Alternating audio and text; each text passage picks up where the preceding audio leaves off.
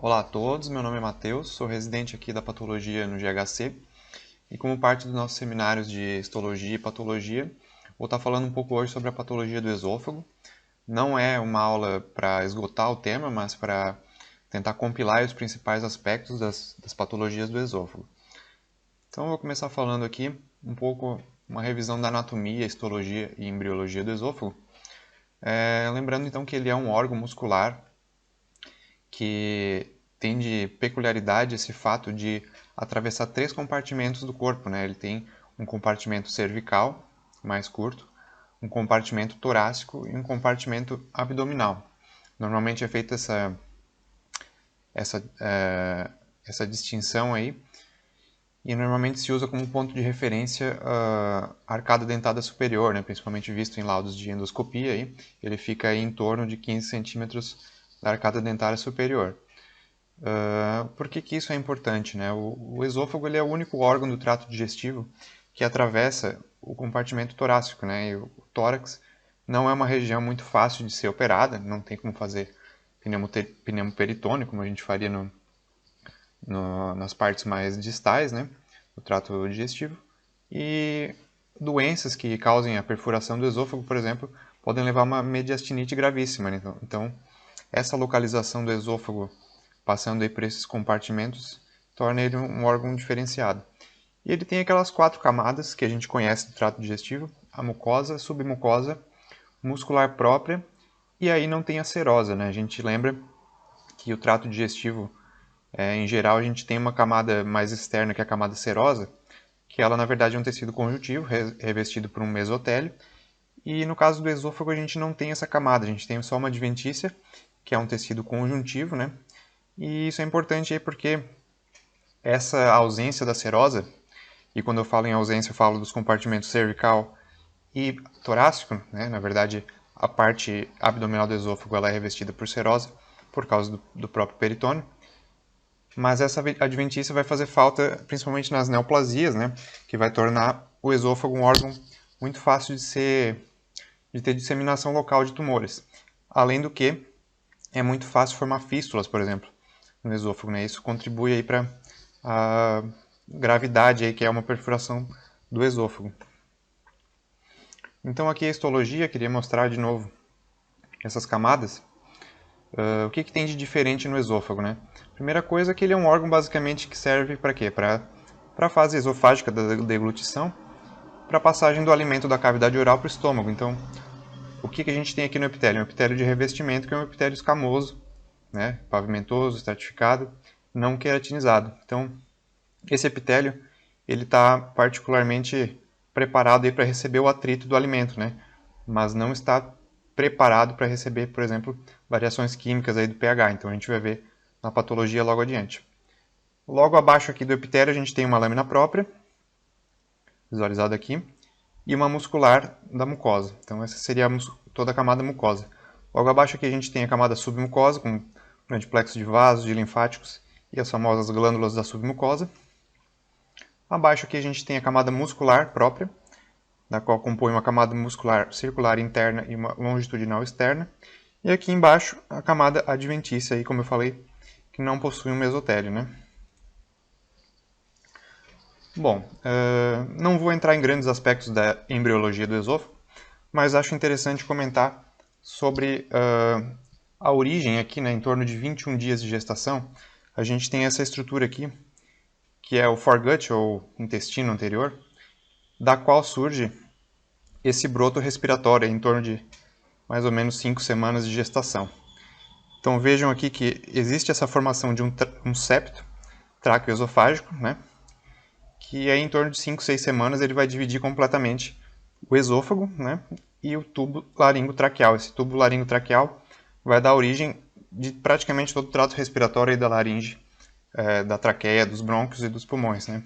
Então é importante aí lembrar que existe essa origem embriológica em comum, né, do esôfago com o trato respiratório, para a gente começar a falar das doenças do esôfago, né? Bom, então a atresia do esôfago, ela é uma doença rara, não tão rara quanto a agenesia do esôfago, né, que é a total não formação de um esôfago, mas é uma alteração que tem várias classificações, né? A classificação mais usada é a classificação de Gross, não é a mais recente, mas ela divide nessas 5 possibilidades aí, né? Vejam que o tipo B aqui seria mais crítica, na qual existe uma fístula traqueoesofágica na porção proximal, né? Então aqui todo o leite que entra nesse recém-nascido vai acabar indo para a árvore traqueobrônquica e isso vai ocasionar pneumonias de repetição. Já o tipo C aqui, que é o mais comum, né? A fístula traqueoesofágica ela ocorre na porção distal e a porção proximal ela fica em fundo cego. Então esse recém-nascido ele vai ter regurgitação, a clínica vai ser isso, né?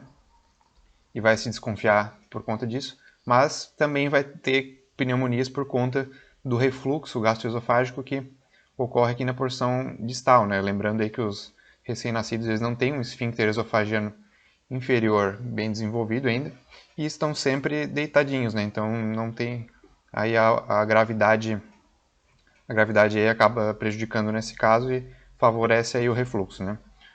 E pode ter outras malformações normalmente associadas como a traqueomalácia. Aí mostrando algumas alterações, então, que pode ocorrer, né? Essa paraqueratose que ocorre no trajeto da fístula, ulcerações. E as heterotopias, então, elas são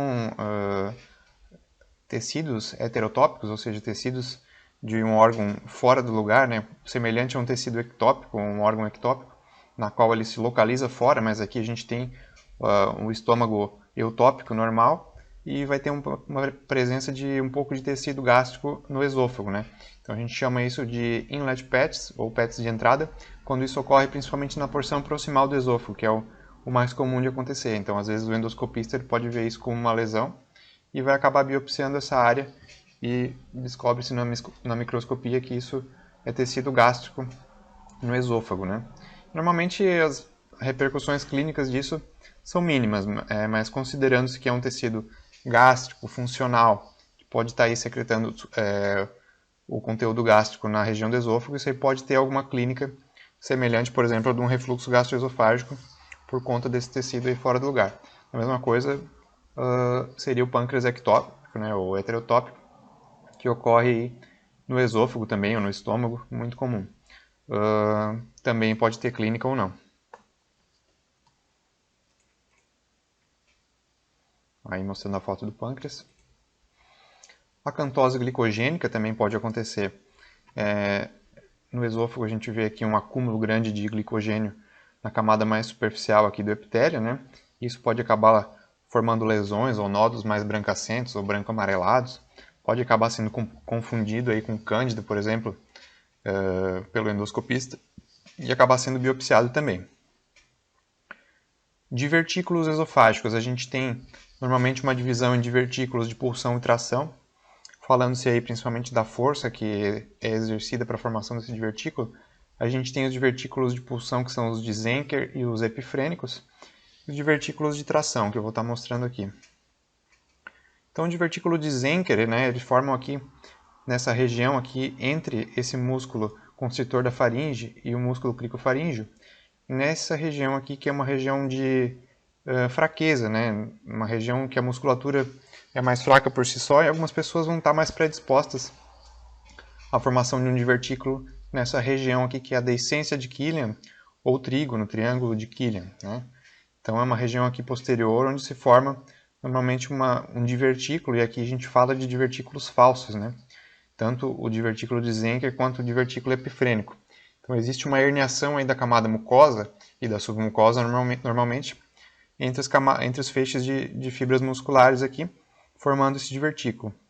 Isso aí vai acabar ocasionando uma clínica de halitose, principalmente. Pode, quando o divertículo é muito grande, a formação de uma massa palpável, né? Então desconfia-se nessa situação. Ou pode não ter clínica nenhuma e ser um achado incidental.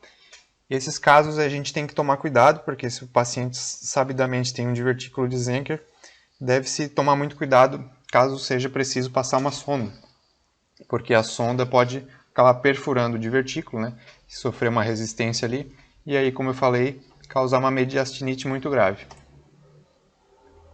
Aí mostrando o divertículo de Zenker, o divertículo epifrênico forma-se aqui nessa região, às vezes está associado à acalásia, né? Mas por estar em contato aqui com o diafragma, não ficar pediculado como o divertículo de Zenker aqui, ele normalmente não dá uma clínica tão importante.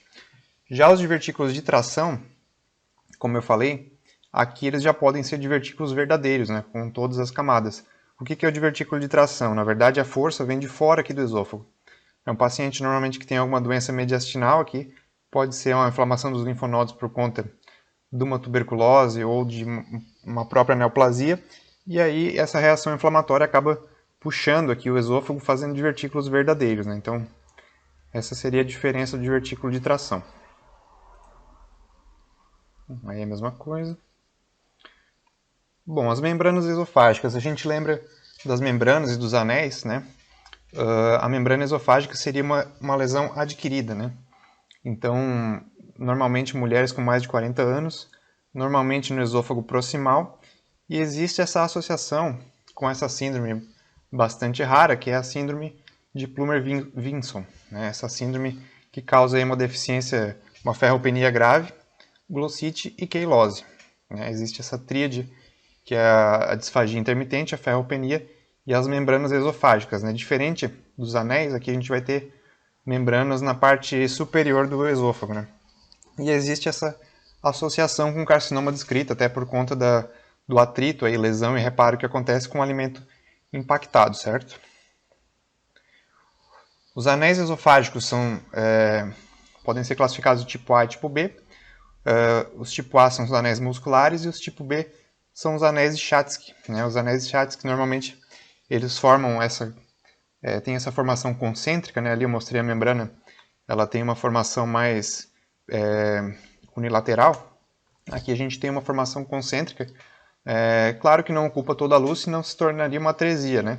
Mas forma esse crescimento concêntrico e pode também causar impactação alimentar, que é a chamada Stickhouse Syndrome, né? Ou a síndrome da churrascaria, na qual o paciente se alimenta um pedaço de um alimento muito grande, que acaba impactando ali, e ele sente aquilo e acaba indo para a emergência sentindo o alimento entalado ali no esôfago, né? A gente pode ter alguns tipos de cisto, também cistos de inclusão, de retenção, como eu falei, a gente tem glândulas no esôfago que acabam dilatando, né? Ou cistos de desenvolvimento. Também a clínica também não é muito importante. Já a acalásia, né, a gente vai falar de acalásia com um diagnóstico diferencial, principalmente com câncer de esôfago, né? O que é acalásia? Acalásia, na verdade, é a falta, né? O que significa a palavra acalásia, né? Seria a ausência do relaxamento, né? Do esfíncter esofagiano inferior. Esse esfíncter eu acabei não falando, mas o esôfago ele tem dois esfíncteres, e o esfíncter superior ele é formado pelo músculo cricofaríngeo. Já o esfíncter inferior, ele não tem uma região anatômica distinguível, né? A gente não vê aí alguma estrutura que colabora para isso. Então é uma região de um esfíncter que a gente chama de funcional, acaba detectando esse esfíncter por outros exames como a manometria. Quando tem acalásia, então esse esfíncter está permanentemente constrito, né? E aí o alimento acaba também impactando e o paciente vai ter muita disfagia por conta disso. Qual que é a diferença da acalásia para o câncer de esôfago também, né? Falando em disfagia, seria que a acalásia ela acaba fazendo que o paciente tenha uma disfagia mais lenta, uma evolução de alguns meses ou de anos. Já no câncer de esôfago a gente tem uma disfagia progressiva, que pode levar aí algumas semanas ou poucos meses.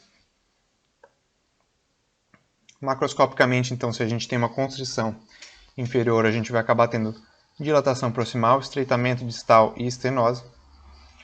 Histologicamente, a gente pode ter uma perda difusa e quase completa das células ganglionares mioentéricas. Infiltração linfocítica do plexo mioentérico, formando uma ganglionite, já vou mostrar. Hipertrofia e eosinofilia da camada muscular interna. E na doença avançada, fibrose, né? Então aí a gente mostra esse exame que é a esofagografia com bário, né? Um exame que já não é mais tão realizado, mas que tem essa característica clássica do bico de pássaro, né? Então a gente vê aqui na região distal do esôfago formando esse estreitamento, né? Diferente, por exemplo, do câncer de esôfago que tem aquele sinal da escada ou da maçã mordida aqui no nessa região. Aqui a perda das células ganglionares, a hipertrofia da camada muscular, ou ganglionite, aqui à direita. E aí a gente chega nas doenças infecciosas do esôfago, né, nas esofagites não associadas ao refluxo. A primeira delas seria a esofagite por cândida. Todas elas têm alguma associação com a imunossupressão. Aqui na esofagite por cândida a gente vê as pseudo-hifas, né? Lembrando sempre que a gente pode fazer as colorações quando isso não é muito evidente. Na coloração de Grocott, por exemplo. Na esofagite por herpes a gente tem principalmente o achado mais clássico não, mas mais característico, seria essas inclusões aqui de células multinucleadas na margem da úlcera, que são essas inclusões Cowdry tipo A. Elas são inclusões intranucleares, fortemente eosinofílicas, com um halo claro e que desloca a cromatina para a periferia. Então a gente vê aí a cromatina fica toda aderida na periferia. E o infiltrado mononuclear proeminente. Já na esofagite por citomegalovírus, a gente tem inclusões basofílicas, né, intranucleares, e circundadas por um halo claro, que a gente consegue ver bem nesse maior aumento. A esofagite eosinofílica, ela já tem uma fisiopatologia diferente, ela está associada à atopia, né, no paciente que tem uma asma, uma dermatite atópica, uma rinite alérgica, e por ter esse feito mais exames, acaba tendo uma incidência aumentada também. O critério básico dessa doença seria o achado de 15 ou mais eosinófilos por campo de grande aumento. Então, a gente tem que cuidar, na verdade, nos diagnósticos de doença do refluxo, pois um dos critérios, para esofagite de refluxo, um dos critérios seria o achado de eosinófilos intraepiteliais. Então, quando a gente tem 15 ou mais eosinófilos, tem que pensar nesse diagnóstico de esofagite eosinofílica. Bom, a doença do refluxo gastroesofágico e esofagite de refluxo são um pouco diferentes, né? A esofagite de refluxo é o que a gente tem um diagnóstico histopatológico, e a doença do refluxo gastroesofágico é um diagnóstico clínico. É aquele paciente que tem sintomas de refluxo diariamente ou quase diariamente, e ele tem a sua qualidade de vida prejudicada por conta disso, né? Por que existe essa distinção? Pacientes que têm muitos sintomas de refluxo, muitas vezes são submetidos à endoscopia, principalmente quando tem critérios de gravidade, e acaba sendo biopsiado e percebe-se que eles não têm, na verdade, uma esofagite de refluxo muito exuberante, né? Ou o que acontece? O paciente ele não tem sintomas de refluxo nenhum, por algum motivo ele é submetido a uma endoscopia com biópsia, e nessa biópsia acaba se achando uma esofagite severa, né? Então, existe uma dissociação entre a clínica e o histopatológico muitas vezes. Então a gente vê aqui, por exemplo, endoscopia a gente tem a classificação de Los Angeles ou de Savary-Miller, e 2 terços dos pacientes eles não têm lesão endoscópicas, mas eles têm esofagite histológica, né, microscópica. Então a gente chama isso quando o paciente não tem lesão nenhuma, às vezes não tem sintoma nenhum, mas acaba tendo esofagite no histopatológico, certo? Aqui a classificação de Los Angeles, uma das classificações mais utilizadas. E existem aí algumas tentativas de se estabelecer critérios para a gente estar classificando a esofagite do refluxo, né? Ou mesmo aquelas biópsias que não vêm com muita informação e precisam de algum laudo, então foi se proposto alguns critérios para estar avaliando a presença ou não da esofagite do refluxo. Esse primeiro estudo aqui, que é o ESO-ISTO Project, foi feito em 2011, né? E ele elencou alguns critérios aí para a esofagite de refluxo. Os critérios que eles elaboraram foram a hiperplasia da camada basal, do epitélio, o alongamento de papilas, a dilatação de espaços intercelulares, a presença de células inflamatórias no epitélio e a presença ou não de erosão, né? Ou erosão curada ou erosão ativa. Na verdade, a gente fala aqui, em maioria, em todos esses critérios, de alterações epiteliais, né? Isso aí acontece porque, diferente do restante do trato digestivo, normalmente a biópsia aqui do esôfago, a gente vai ter só uma camada mucosa, só o epitélio, ou com pouca, ou mesmo nenhuma lâmina própria, né? Então a gente acaba fazendo esse diagnóstico baseado em achados intraepiteliais, e não tanto baseado na lâmina própria. Na verdade, aqui o critério de erosão ele acabou sendo deixado de lado nesse segundo estudo, que foi o East-George Trial. Esse estudo aqui ele pegou esses primeiros critérios do ESO-ISTO Project e fez um score baseado nesses critérios. E aí foi acabado deixando de lado o critério erosivo, até porque provavelmente a erosão já classifica automaticamente uma esofagite como severa. Então esse critério foi deixado de lado.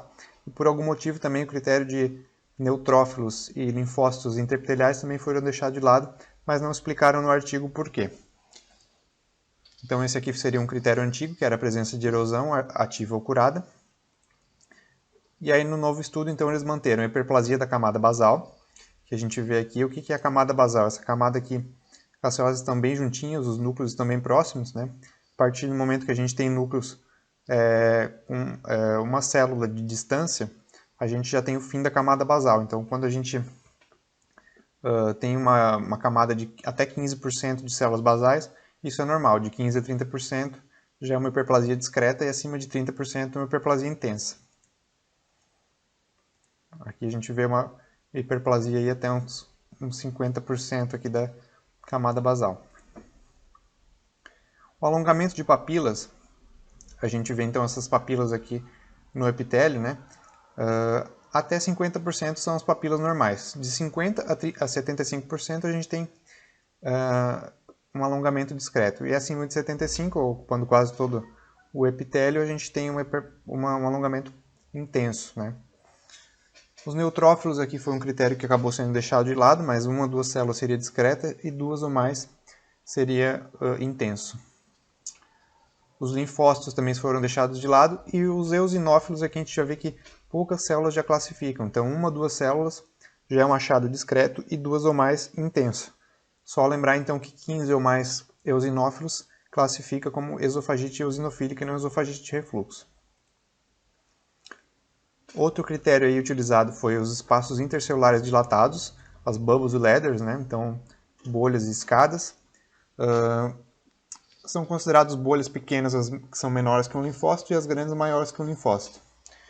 Então aqui a gente tem critérios também para classificar isso e cabe falar aqui que possivelmente isso é um achado precoce na doença do refluxo, né? Um achado preditor aí, mais precoce. Bom, quando falamos em doença do refluxo, sabemos que a principal complicação é o esôfago de Barrett, né? Essa alteração ela foi descrita por Norman Barrett, que foi um cirurgião torácico britânico. Ele não foi, na verdade, a primeira pessoa que descreveu essa alteração, mas talvez tenha sido a primeira pessoa que desconfiou que não se tratava daquilo que achavam que era uma porção talvez heterotópica do estômago, ou ectópica, e ele fala isso nesse estudo dele, que não deveria ser tratado dessa forma, né? Então, esse é um estudo bastante clássico aí da gastroenterologia, que mostra aí essa alteração que é o esôfago de Barrett. E o que é essa alteração? Como eu falei, o esôfago, né, ele tem um epitélio nativo que ele é epidermoide, né, um epitélio escamoso.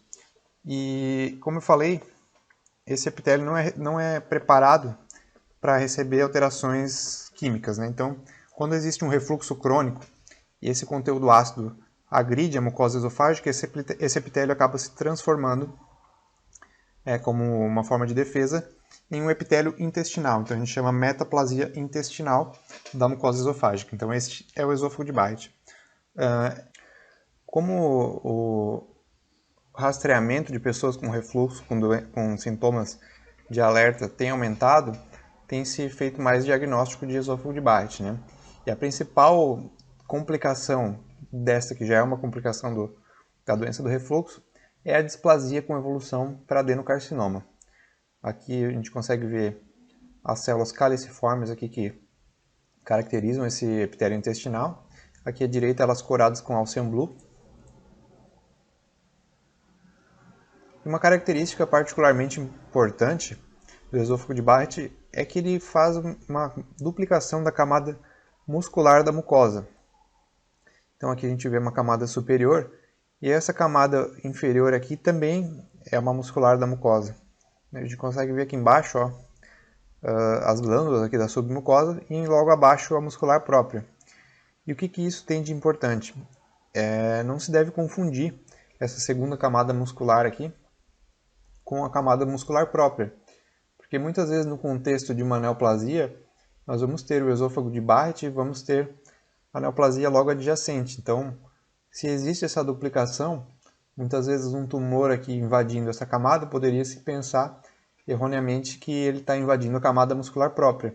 E na verdade ele está invadindo a camada original da muscular da mucosa. Então isso tem que ser tomado muito cuidado na hora de dar um diagnóstico, para o paciente não receber um TNM aí maior do que deveria. A gente sabe que tem algumas alterações clássicas aí da displasia do esôfago de Barrett, que são comuns para tanto para baixo e alto grau, que são mitoses atípicas, hipercromasia nuclear, cromatina irregular, razão núcleo-citoplasma aumentada e na maturação das células epiteliais. Na displasia de alto grau a gente vai ter alterações da arquitetura mais severas. A displasia do alto grau ela é sinônimo de adenocarcinoma in situ, e que é o mais importante aí no rastreamento do esôfago de Barrett é encontrar o paciente nessa situação aqui, porque a displasia de baixo grau, muitas vezes ela pode estacionar. Então o paciente tem ali uma displasia de baixo grau, vai fazendo exames endoscópicos periódicos e pode continuar com essa displasia. A displasia de alto grau, normalmente vai evoluir sim para adenocarcinoma. Então o paciente que se encontra aqui nessa situação, ele já tem indicação de fazer uma esofagectomia distal para receber aí a cura, né, a possível cura dessa neoplasia, porque de outra forma, um adenocarcinoma de esôfago ele já tem uma alta capacidade de disseminação, mesmo num tumor T1, que é restrito à submucosa. E existe o adenocarcinoma intramucoso, que é quando ele já rompeu a membrana basal, mas ele ainda está confinado à lâmina própria. Aqui a gente vê um epitélio de Barrett displásico, né? Nesse caso aqui uma displasia de baixo grau, e aqui uma displasia já de alto grau.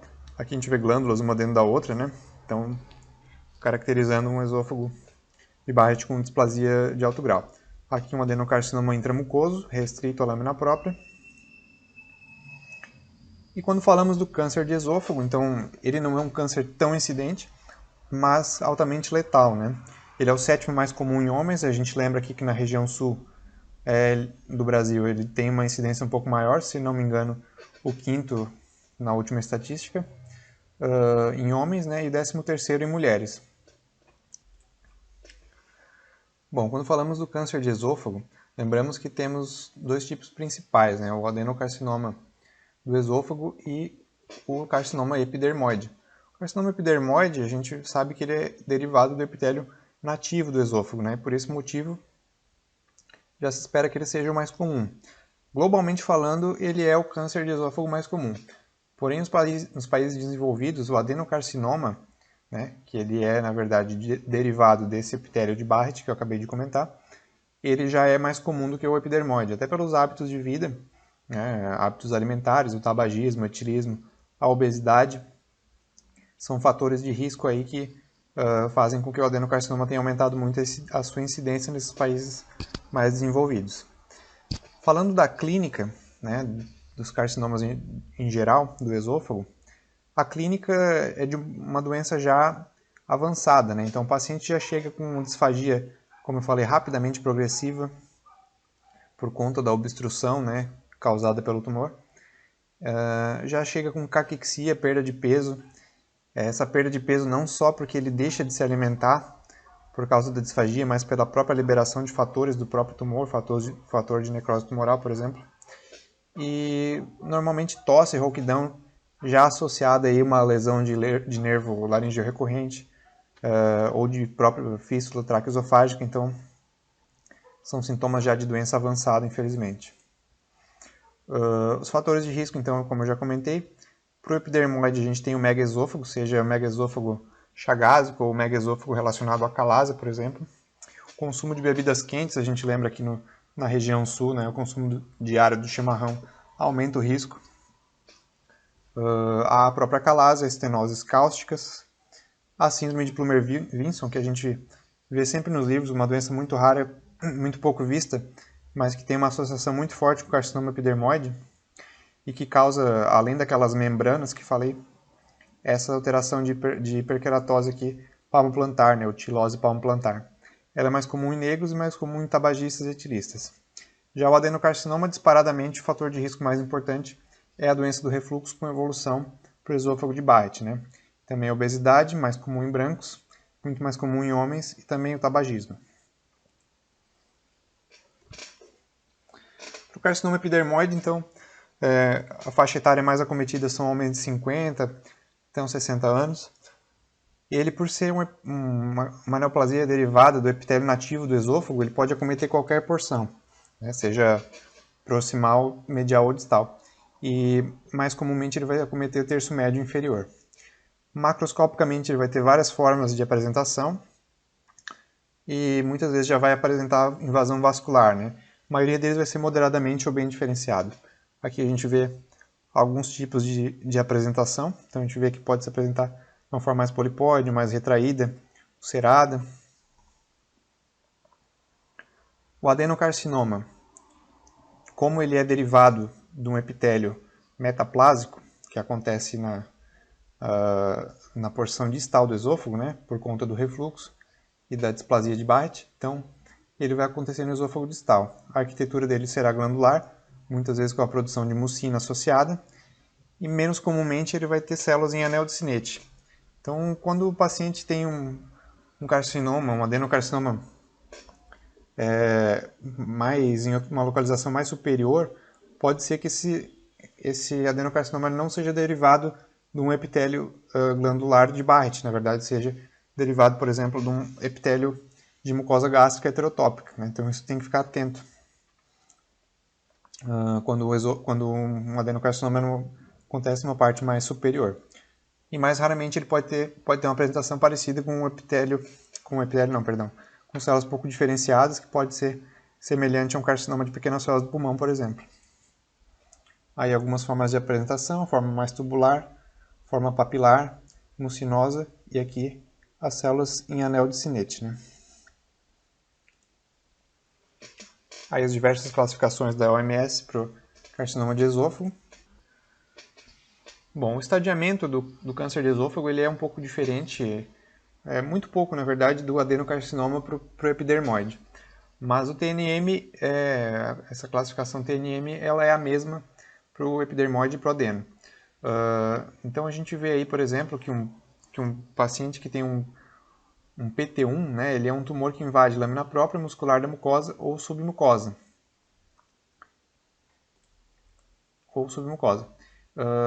Então o PT1, na verdade, já é um câncer que já tem uma possibilidade aí de disseminação muito grande, né? Por isso essa é uma patologia um câncer muito letal. O paciente que está aqui no estado PT1, ele já tem uma grande chance aí de invasão de linfáticos, né? Invasão de vasos, porque ele já está praticamente na submucosa. O PT1A, na verdade, ele é um restrito à muscular da mucosa, né? Então ele ainda não invadiu a submucosa, mas o PT1B ele já invade a submucosa. PT2 invade a muscular própria, PT3 invade a adventícia e o PT4 invade já estruturas adjacentes, né? O PT4A invade pleura, pericárdio, sistema ázigos, diafragma ou peritônio, e o PT4B já invade a aorta, corpos vertebrais ou a via aérea, né? Então aí um tumor já completamente irressecável. A gente vê aqui, por exemplo, as metástases à distância, a gente lembra de fígado e pulmão, principalmente. E a classificação dos linfonodos, então, PN1 é 1 ou 2 linfonodos, PN2 3 a 6, 7 ou mais já classifica como PN3. Bom, alguns tumores mesenquimais que pode ocorrer no esôfago, a gente lembra o mais comum deles é o leiomioma, aí com todas as características normais aí do leiomioma, né, essas células fusiformes aí, distribuídas de forma fusiforme. Menos comumente a gente pode ter leiomiosarcomas, né, células aí com hipercromasia, com pleomorfismo, aí todos os critérios aí, mitoses, né, de leiomiosarcoma. E os gistes, na verdade, né, que são os tumores estromais associados ao trato gastrointestinal. Então são tumores aí que a gente lembra principalmente das células de Cajal, né, e da mutação do c-KIT. Esses tumores aí vão ser provavelmente abordados melhor na aula de neoplasias do estômago, né, que são tumores que podem ocorrer em várias partes do trato digestivo, mas a incidência deles é maior no estômago. Outros tumores benignos que a gente encontra no esôfago, então os pólipos fibrovasculares, os pólipos hiperplásicos, tumores de células granulares, a amiloidose, os hemangiomas capilares, né, ou granulomas piogênicos, neurofibromas, schwannomas, perineuromas e tumor fibroso solitário. Tumores malignos, a gente tem outros tipos também. Aqui não vou comentar aprofundadamente de cada um. A gente pode ter melanomas também no esôfago, linfomas não Hodgkin, algumas neoplasias mesenquimais malignas e as próprias metástases, né, de outras neoplasias para o esôfago, que o mais comum é a disseminação por meio de disseminação direta ou linfonodal, né, tumores do pulmão, por exemplo, ou da laringe. E por disseminação hematogênica já é mais raro, né, mas a gente pode ter, por exemplo, tumores vindos do endométrio ou da próstata por disseminação hematogênica. Bom, minhas principais referências para essa aula foram o livro do Ackermann, o protocolo do ACAP, e esses artigos, né, que classificaram a doença do refluxo gastroesofágico, e alguns outros livros de patologia que eu peguei para algumas imagens. Bom, era isso que eu tinha para falar das doenças do esôfago. Como eu falei, era uma aula mais tentando pincelar aí um pouco das principais doenças, né, dos principais aspectos histopatológicos. Espero que tenha ficado de fácil entendimento e nos vemos numa próxima aula. Muito obrigado.